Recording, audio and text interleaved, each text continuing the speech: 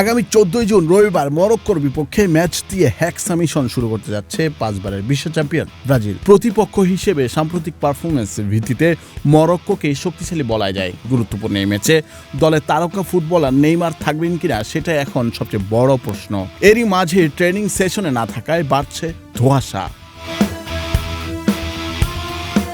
বিশ্বকাপের প্রস্তুতি ম্যাচে পানামা ও মিশরের বিপক্ষে খেলতে পারেননি নেইমার। মাংসপেশির চোটে ভুগছিলেন তিনি। তবে বিশ্বকাপ যতই ঘনিয়ে আসছে তাকে নিয়ে অনিশ্চয়তা বাড়ছিল। কদিন আগে কিছুটা স্বস্তির খবর দিয়েছিল ব্রাজিল। কাফ ইনজুরি থেকে সেরে ওঠার প্রক্রিয়ায় বেশ ভালো অগ্রগতি হয়েছে তার, এমনটাই জানিয়েছিল টিম।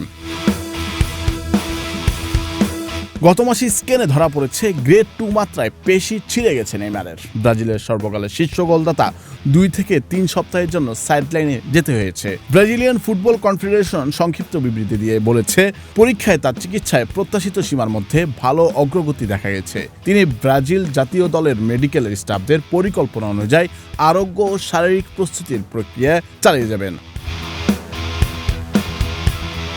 নিউ জার্সির মেটলাইফ স্টেডিয়ামে 14 জুন বাংলাদেশ সময় ভোর 4টায় আফ্রিকান জায়ান্ট মরক্কোর মুখোমুখি হবে ব্রাজিল।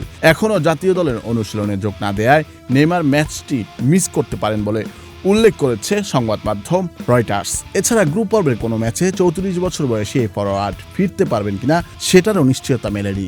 সি গ্রুপে ব্রাজিলের অপর দুই প্রতিপক্ষ হাইতি ও স্কটল্যান্ড। নুরুল আফসার, বৈশাখী সংবাদ।